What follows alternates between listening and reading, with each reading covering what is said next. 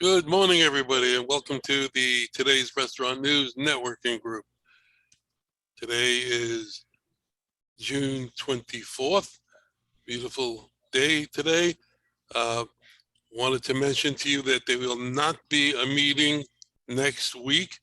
Our next meeting will be July the 8th, and you are welcome to invite new vendors to the group. And for those of you watching us on YouTube as a restaurant owner or a future restaurant owner, please feel free to contact us to attend the meeting. And I want to introduce a new member to the group today. Robert Bales is here for the first time. Welcome, Robert. Well, thank you. Why don't you give us a short intro as to who you are, where you are, and what you do. And then we'll go around the room so you'll get to know everybody. And when we do that, don't worry about taking notes on everybody. I'm going to send a spreadsheet at the end of the meeting with everybody's contact information that's here. So tell us who you are, what you do, and welcome aboard. Thank you. I appreciate it. Our company is called Ally Food Group. I am a retired restaurant executive, retired from one of the large restaurant distribution companies out there. I'll leave the name open right now. I'm sure everybody's heard of it. But I spent 26 years in that background experience. When I got out, I saw there was a hole for opportunities for really your normal independent or your large group operators. So we formed a company called Ally Food Group. We're a food purchasing management company. We manage restaurant purchases for a lot of restaurants here in the Atlanta area. We have access to programs with several national GPOs, local contracts, just a wealth of knowledge from the consulting side, as well as media development and everything else. And just a great resource to try to help restaurants maneuver through the market. And where are you located? In Atlanta. Oh, you're in Atlanta too. Okay, good. Mm-hmm. We have a member in our 11 o'clock group, I think I mentioned to you, that does, I don't know if it's exactly the same, but they do that as well. They, it's like a third-party buying arm for a restaurant who negotiates a group price. That's right. And the way I described it was that if a restaurant is buying tomatoes and paying $1 a pound, you would research that and offer them a price at 89 cents a pound as a group. Yeah, hopefully that's it. That's the idea is, from my background, I've spent years writing contracts for large groups. I've negotiated deals for, with, through various different channels, but leveraging resources as well as purchases allows us really a big opportunity to help out. We got local contract deals, got Coca-Cola, Integra is one of our partners, which have access to thousands of products across the spectrum, from Lamb Weston to Heinz to Hunt's, fry and oil, sugar, you name it. But we're just able to maneuver through that pathway and really try to cut to the chase. And when it comes down to obviously food, that's 35% of this purchase, if not more, for a lot of restaurants. And, that's an area where we can definitely help out. We manage right now several large groups, and we handle everything from them from a purchase standpoint. That's all we do. We're not managing their operation; they do that. Right. Backside, we do that. I have a question though.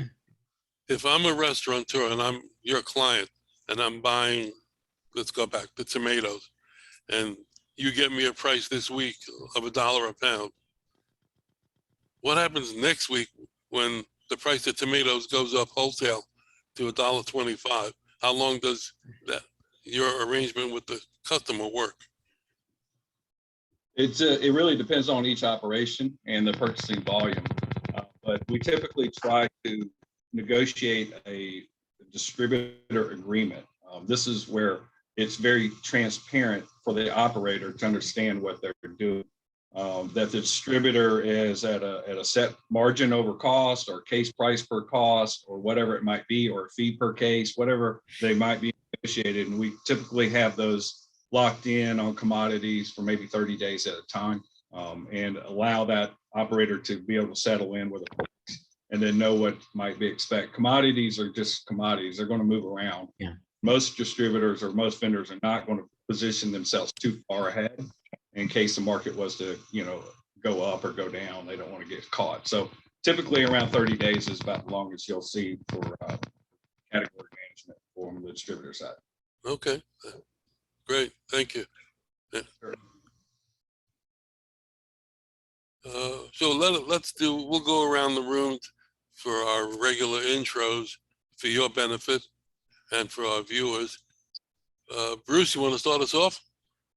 Sure. Good morning, everyone. My name is Bruce Silver. The name of my company is Employers RX, and we help companies manage their employees. I work with over 50 HR outsourcing companies called professional employer organizations across the country. They help restaurants and any small business or mid-sized company with their payroll, their workers' compensation, their employee benefits, their HR, risk management. And if you're a small business today and you're not working with an HR company and you're trying to do it all on your own, I think it would behoove you to check out what's available and see if there's a better way of operating your business. And I want to thank Chris. We had a great call earlier this week, and I think Chris has a pretty good idea of how HR outsourcing works and the PEO relationship, and hopefully we'll be doing some business. Brandon's not on the call, but I was able to hook Brandon up with a couple of companies that I think can benefit him and his delivery app, and help him fill in some of the blanks that he's looking for. So it's a great group. I want to thank you, Howard, and it's good to see everybody today. Thank you. Let's go to Matt. Yes, good morning, everyone. It's been a few weeks since I've attended the last meeting, so just a few updates. As I mentioned the last time I was here, July 1, heavy day for me for some of my corporate accounts, but also working on a project. So we have taken on a private equity sponsor. So, excuse me, been doing a lot of work on that. It'll be business as usual, other than probably looking at making more acquisitions here in Florida and up and down the East Coast. We'll have more access to insurance companies, and in Florida, there's never enough insurance companies that you can be working with based on the market conditions. And so, since we're in hurricane season and approaching the more active time of that season, I would just say that as a property and casualty risk management specialist, I think it's incumbent upon all business owners at this time to be reviewing their commercial property insurance programs, their contingency programs in the event that their operations are suspended due to damage to their buildings, to make sure that they're adequately covered, they have the coverage they need, and to also have that plan ready to go in the event it needs to be implemented. So Matt Kropkala, Managing Director with OptiSure Risk Partner. Thanks. Matt, do you just do corporate insurance, or I'm in the process of being transferred to Citizens. I had Southern Fidelity, and they weren't able to get reinsurance. I try to keep my head low on that, Bruce, but yes, we do everything. And I'll be honest with you. Well, you're in Palm Beach, right? Yeah. How old is your house? It's got a brand new roof. We put one on in October of last year. Okay. And other than that, it's a 27-year-old house in great condition. Have you taken the wheels off it? Yeah, I will, Bruce, I will follow up with you offline, because Sure. we have a company called Olympus. They're A-rated, and they've actually expanded their appetite for homes that are 40 years old or newer. And you kind of hit the jackpot, because you have a new roof.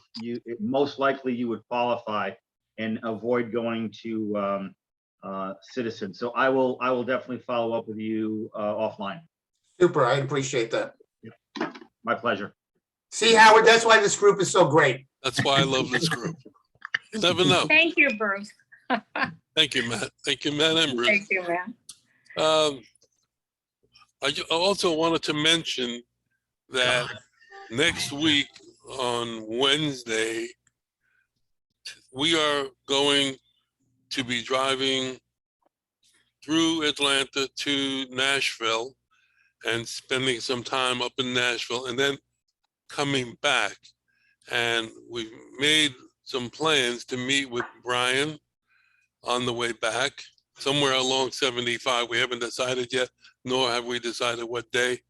But if anybody's in the Atlanta area in the group, and I know, Robert, you're in that area, you're invited.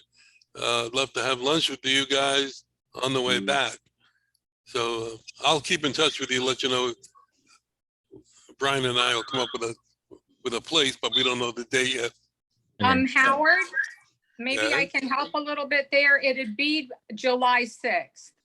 Yeah? Yeah. Okay. What day is that? Wednesday. That, Wednesday. Yeah. Wednesday? yeah, it's a Okay. Wednesday. Okay. Works for me. If you need restaurant ideas, let me know. There's a lot of good ones close by 70, 75, 85 corridors. You don't have to get off the highway too far. Yeah, that's a good idea. And you're welcome to join us as well. Thank you. More than welcome. You're welcome. Okay, so let's go to Terry. Good morning again. Good morning, Terry. Today's restaurant news, and been here pretty much the whole time, 26 years. In the last 8 years, we started a new service, actually about 8 years ago, called the Monthly Restaurant Leads Report, and that is a very, very intricate report of what is coming into Florida. We also have one for Georgia. These reports give you what is coming, about when they're opening. It's a very detailed report on an Excel spreadsheet. So you can eliminate columns that you don't need and keep columns that you do need, sort them by city, sort them by zip code. We try and keep them in order. It gives you the address, the owner's name, phone number, and email address. Sometimes very difficult to get, but we do scroll through licenses and records on those. There are approximately 40 to 60 new leads a month, along with continued updated leads that are below the red line, outlined very well so that you know what's going on. And I wanted to mention the Florida Restaurant and Lodging Association, who has been getting these leads since the beginning. They automatically renew every year. And with each renewal, of course, they are grandfathered in. So once you're in, you don't ever pay the higher price as it goes up. This is a invaluable report for no matter what you need. If you want to know what's coming in, if you need an email address, if you want to send out your own newsletter, whatever it is, if you want a copy, most of the people in the 11 o'clock group get it. Some here in the 9 o'clock group get it. If you need a sample, ask me. I'm happy to send it to you. Our team does a lot of hard work, sometimes 6 days a week. And along with the Florida Restaurant and Lodging Association, they are holding their show again this year, of which we will have a booth. I don't know our booth number yet, but I'll know very shortly. I believe, Howard, is it a 10 by 10 or a 10 by 20 again? 10 by 10, I believe. Okay, because it's not being held in the convention center this year for the first time. It will be at the Carib Resort, which is very, very nice and upscale. But they have chosen today's restaurant news, and we're very proud of this. Howard, being known in the industry for so long, doesn't really ever toot his own horn, so I'm going to do it for him. He managed to get a series of beautiful ads, email blasts, and video email blasts for their upcoming summit and show. And That's they- for their networking, I'm Yeah. sorry, their marketing summit. Marketing summit, and they do a lot with us. They are major supporters, and we in turn belong to their organization. So if anybody needs information on the show, on anything at all, let us know. We can direct you to the right person so you don't have to keep pushing buttons on the phone. And have a good 4th.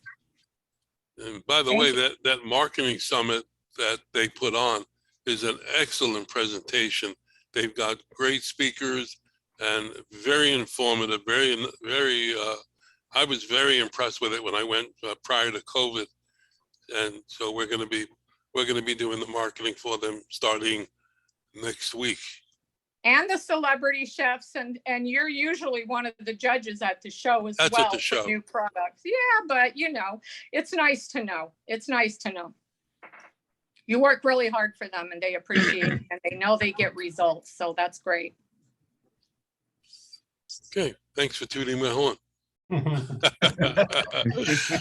If she doesn't, won't, who will? Happy to do it. You deserve it. Okay, Brian, good morning. Morning, how you doing? Pretty entertaining today. I'm Brian. I'm Brian. I'm up here in Atlanta. I work for a company called Rogue Financial Group. We're a commercial equipment financing company. We've been around for about 15, 16 years. I joined them back in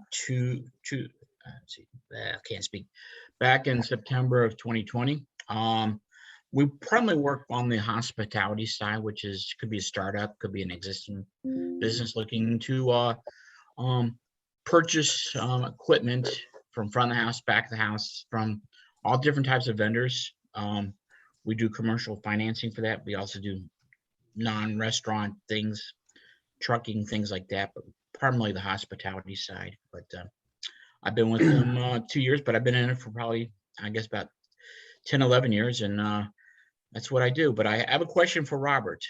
Robert, I met you. Okay. You did? Yeah, because you were with that burger factory, right? Yeah. I met you with I don't know if you're still friends with him, Michael Callahan. Oh yeah, me and Mike know each other very well. Best friends. We've been friends for probably 20+ years. Yeah, because he's with Servware now. Servware, yeah, and we're a distributor with him with Servware. Because I was with Kingswood at the time, Kingswood Leasing, and I came over there at the store with Michael. But yeah, I keep in touch with Michael. But yeah, when you said Robert Bales, I kind of thought you were still small world, isn't it? Yeah. That's awesome. So how's that group doing? Oh, they're doing phenomenal. Yeah. Over 70 plus, going to be over 100 here, probably by the time we finish up the year. So yeah, they're doing really well. Yeah, I'll call you because I might have an opportunity for you. I just did a deal in Augusta, but I don't think she has too much clue on purchasing. Never been in food service before. Yeah, it's if you're from a restaurant perspective, I can tell you that you're stacked against the deck, and distributors they're doing, and I can help. But yeah, it's the whole process right now with franchises and stuff. I mean, those are, I think, really opportunities for people that have never been in the restaurant business. Obviously, yeah, Right. Trying to do something now in this market, brand new from ground up. Yeah, it's challenging, but not impossible. It's called Brinkley's Chop House, and it's in Augusta. It's part of the baseball stadium there.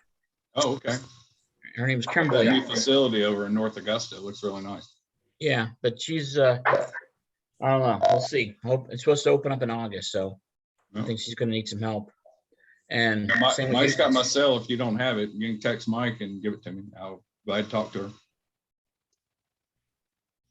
Okay. Okay. All right. But yeah, like I said, I talk to Mike a couple times a month. But yeah, cool. All right. Okay, that's why I love this group. Chris, good morning. Hey, good morning. Robert. Yes, sir. We've never met. But anyway,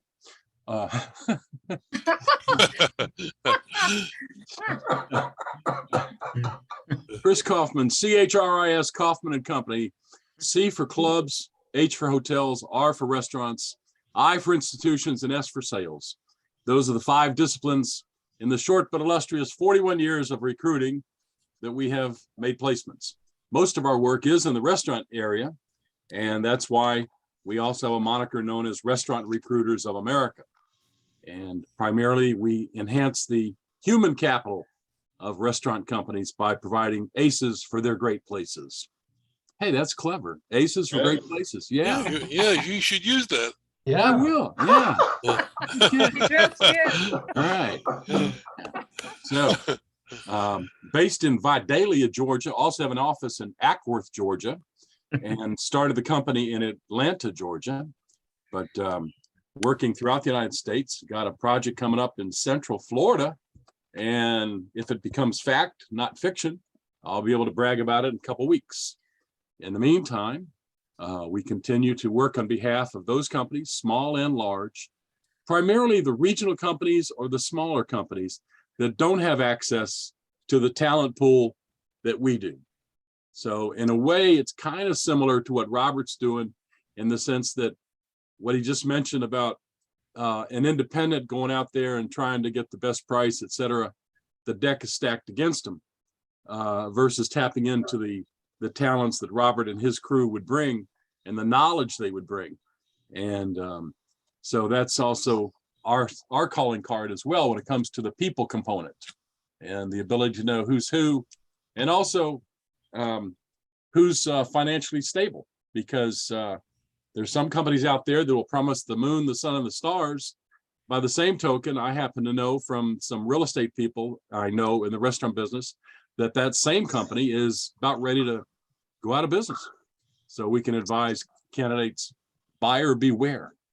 So Chris Kaufman, CHRIS Kaufman and Company. Come back to see us. Thank you. Steve, good morning.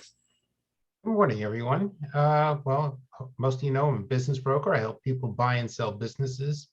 And every week I like to highlight some sort of business that's available for sale. And I have one here that is essentially a linen and towel supplier to restaurants, spas, hotels, and so on. It's a nice little business. It's been in business for 60 years. Not very large. It has sales of 350,000, and you can buy that business for 200 and a quarter, and it makes about 127,000. So a nice little business for someone that wants to go out on their own. And here you have a business with a huge track record, and you can make a nice little living. So there are all sorts of businesses, all sorts of buys to feed all sorts of tastes and needs of people. And for everyone that's selling, there's a buyer. For every buyer, there's a business that I can help them find. Steve Whitehill, Anchor Business Brokers. Thank you, guys. Thank you. Joe Cregan, good morning. Yeah, good morning, Howard. Joe Cregan, McKay Payment Services. I'm just west of Fort Lauderdale Airport here in downtown Davie, Florida. I support about between 600 and 700 merchants, primarily here in Florida, but also nationally with payment processing and POS systems. And about 80%, I'd say about 70, at least 60, 70% of our customer base is restaurants. Locally down here, we've done Cafe Moderano, Funky Buddha, among others. And we are a reseller for Clover and the Dello POS systems, which you see in a lot of independently owned restaurants. We also are a reseller or an ISO, or it used to be called First Data, FISA payment processing.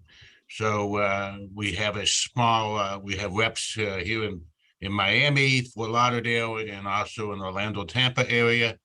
And we aggressively go after new restaurants here in Florida and the Southeast. So if you know of any restaurant that's looking for, that's starting up, or looking for a technology change, or looking to lower their cost and payment processing, tell them to call me, Card Payment Services, for people, products, and payments you can count on. Thank you. Hey, Joe, are the processing fees being affected by the interest rate hike? No, that's totally different. Totally different. Interest rate hike by the Fed. The processing fees are by Visa, MasterCard, Discover. The processing fees go up almost every April and October anyway, regardless of the interest rate hikes. There was an increase in April, but it was pretty nominal. But no, the Fed, as far as I know, the Fed, all the years I've been doing this, the Fed's prime rate and all that stuff has nothing really to do with MasterCard and Discover. All right, so but we have ways to offset the processing fees with a cash discount program, which is a lot of restaurants are starting to get involved with that now. Okay, thanks. Did I get everybody? You want, Robert, now that you see what everybody does, you want to come back again and see if there's anything you missed that you want to tell us? No, I think hopefully, it's from my perspective on a lot of things, just from the food background. I offer my advice for free with anybody. I'm not going to nickel and dime about anything. Matter of fact, I don't ask any of the restaurant operators to pay me anything up front. I am paid for all of the services through our partners, distributors. We share in those rebates that I earn for them, 50-50. That's how we get paid, as well as the distributor is utilizing and paying us. And that's usually negotiated with those deals. So, and that's also shared 50-50 with my client. So what I make, I share with my client, and my client is entitled to all the benefits that we bring to the table. If they do want me to do more in depth from operational consulting, which I do that now for several restaurants, I do a variety of different things. Those can be negotiated fees, but pretty much anything that out there, call me. I'll be glad to talk to you and see if we can help you out. Ally Food Group, we manage about $28 million in purchases, and I guarantee you we probably help save some money. So give me a shout. Okay. Go ahead. Thank you. Okay, I actually have a couple of minutes that I can tell you what I do and tell the people watching how to contact us. My name is Howard Appel. I'm the founder and publisher of Today's Restaurant News, which started out as a printed newspaper for the food service industry. 2018 came upon us, and we decided to go all digital. And by going all digital, we created several new services that we provide. We have a database of about 22,000, which includes restaurants and suppliers. So if you have a product that can service either one of those, we can certainly help you with ads in our online newspaper. Our website is trnusa.com for those of you watching on YouTube or on social media. We can send your message out to our database via email. And what we do is, let's say, for example, you submit to us your ad for an email blast, and we send it out on a Monday, for example. By Wednesday or Thursday, we get a report back as to how many people have opened that email. We usually run, on the first run, probably conservatively 7 to 10%. What we do automatically on 3 or 4 days later is we resend it to those who did not open it. That's included in the process. And usually by the time everything is finished, we have an open rate of anywhere between 15 and 25%, which is really, really good in today's world. We also offer 2 different types of video email blast. One being where you have a corporate video that's already made. You send that to us. We send it out to our database, and the same process applies to that video as well. And then we have the interview email blast, which we've been doing recently. We did one last week with Lori, who was a finance person in the other group. And we're doing one today with Debbie, who's been at our meetings here the last couple of weeks. We're doing an interview. Basically, it's a Zoom meeting, just Debbie and I, and we set it up and send it out to our database and do the same process all across the board. So we offer a lot of different things besides the ads in the newspaper. And for those of you who are not receiving our newspaper via email, please contact us at www.trnusa.com and go to the subscribe tab and subscribe to the paper, or you can go to our YouTube page, which is Today's Restaurant, and you can subscribe to our videos and you can see these meetings on a weekly basis.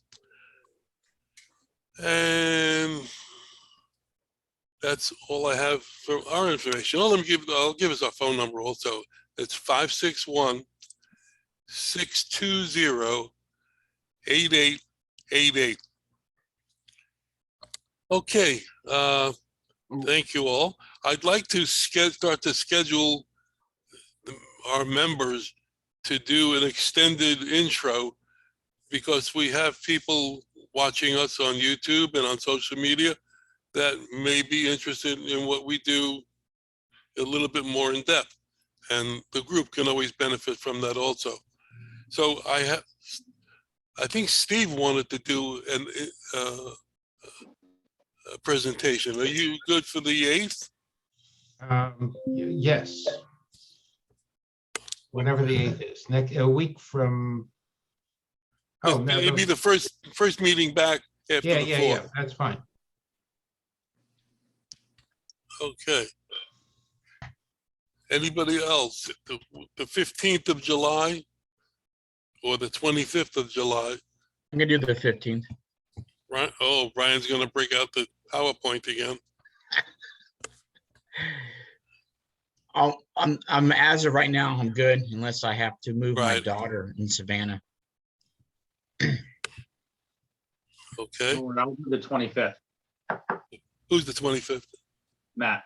There is Matt, no 25th 25th. is a Monday. what's that? The 25th is a Monday. 25th is a Monday. You mean Oh. the 22nd? 27th? What day is it? 2nd, 2/2. I'm sorry, 22nd. You're right. Mm-hmm. Actually, yeah, I'll do the 29th then, if that one's available. 'Cause I have some vacation time coming up, so I don't want to. Howard, I'll take the 22nd. Bruce. We got Brian on the 15th, Bruce on the 22nd, and Matt, did you say the 29th? Yes, sir. Okay, Good. great, Good. And great. some of our regulars will be back, and then some new people, hopefully, as we push forward. I don't know if anybody had a chance to read the South Florida Business Journal article on restaurants. It was a sort of good, bad story. They were saying that about 35% of the restaurants, and I'm assuming they're just talking about the South Florida market, 35% of the restaurants went out of business, but the restaurants that are selling out are setting record-breaking prices. So the existing restaurants that are still around are much more valuable right now than ever before. That's right. Also, I just got this notice here. A little bit of a silver lining with high gas prices, if there is such a thing as a silver lining with high gas prices, is that arson is down 60% because the arsonist cannot afford to pay $5 a gallon for gas.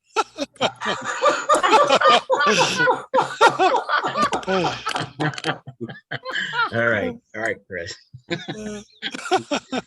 Hey, real quick, I had lunch with Chris on Tuesday. If you ever have an opportunity to have lunch or a one-on-one with Chris, because we've been friends for a long time, world of knowledge, but Chris is very entertaining, just to let you know. You think? Well, Chris, if you're going to be in the Atlanta area on the 6th, you're invited, of course. Thank you very much. I'll keep you posted for that. It's a good That means- possibility because the other group in Atlanta, we have a meeting on the 5th. And if that meeting's in person, then I'll be driving up to Atlanta and I can hang out to the 6th and break some bread with you guys. Okay, great. That would be great. Yeah. But I want to add one more question. You know, Bruce was talking about, you know, restaurants staying and opening, and Robert might know it. And I told Chris about it on Tuesday. You know, I guess a lot of these older restaurants are not surviving, like over off of Monroe, and I guess it's 10th Street. The Highlander closed after 30 years. Do you remember that, Robert? The Yeah. Highlander? Yeah, closed up this past Monday. I guess they called it quits, and you know, and it's just, you know, we were and at lunch, I was talking to Chris. We were talking about a lot of different restaurants and stuff that just, you know, I guess it's a sign of the times. It's generations that people want certain things now and they don't want to, you know, like we were talking about the Coach and Six, me and Chris were. So, but it's just that, you know, I think people are looking for, you know, different things now, but yeah. Yeah, you're right. Terry and I went for dinner a couple of weekends ago, and we walked into a place that we've been to many times, been around for over 30 years. And the owner, I know the owner and his wife. And when we sat down, she came over and sat down with us for a second to tell us that they had just sold the place and the property. Yeah. And it's a prime location on Federal Highway Hmm. in Well, Del you might Rey. as well tell them who it is. Yeah, because it's not a public. secret. Yeah, it's public information. It's Ellie's 50s Diner. Oh, yeah, yeah. Wow, really? Yeah, that's a great place. Yeah, and But the owner is 80 years old, so he's Right, retired. Barb, I think his name is, yeah. they sold it to an investor. I don't know whether they're keeping the restaurant or going to knock it down and build an office building. We don't know. But the point is, he told me that he had had enough. His employees were driving him crazy, wanting raises every week. His suppliers for food were driving him crazy, you know, with raises. He said avocados went up $1 a piece in a week, something like that, you know, some stuff like that. And he had enough. At 80 years old, he had enough. So he decided to sell. Unfortunately for the consumer, because that was a great place and It is. it was, you know, great food, great quality food. And, you know, it's unique. Not only that, it's a landmark. I mean, it literally is a landmark. Yes, Yeah, yes. absolutely. So I took pictures with me in front of that pink Cadillac and gas station, put it on Facebook and Howard, and it's got a lot of comments on it. It's very cute. I love that, all that pink stuff. They're auctioning all that off, by the way. They're going to call us for the auction. Their last day is It's the July 4th weekend. Or 15th. July 15th. No, July 15th. Yeah. They're selling all the memorabilia. If you want Marilyn Monroe, she's available. They got good stuff. They do. They Yeah. do. Anyhow, anybody have anything else they want to mention? Good and welfare. I think, you know, just on the point of that's been made regarding, you know, trends and things right now rapidly are changing. I mean, you're seeing plant-based push out there from all kinds of different angles. There's startup companies. There's a group out of California that's just recently started. They've got some legs going, all vegan, you know, from chicken sandwich concepts to burger concepts, and, you know, and they're going all that direction. So you operators have got to really be looking to innovate and change with the trends. So the good old days of going and having meatloaf, mashed potatoes, and green beans, it's really not sort of where I think a lot of people are looking for from the comfort food style. They're looking for something a little different. And, you know, there's a tremendous amount of resources available from the distribution side. You know, a lot of them have spent hundreds of thousands of dollars bringing in top chefs. You know, Cisco Foods has got great culinary. Gordon's got great culinary. You got Cheney's got great culinary. So there's a lot of resources available to restaurant owners. So don't think you got to do it on your own. There's great opportunities out there. So glad to help with that. I've got relationships with all of them. So we're not distributor focused to one. We align ourselves with the best company to best service that restaurant. That's great. Thank you. Yeah. Okay, so I guess this will close out the meeting. I thank you all for coming.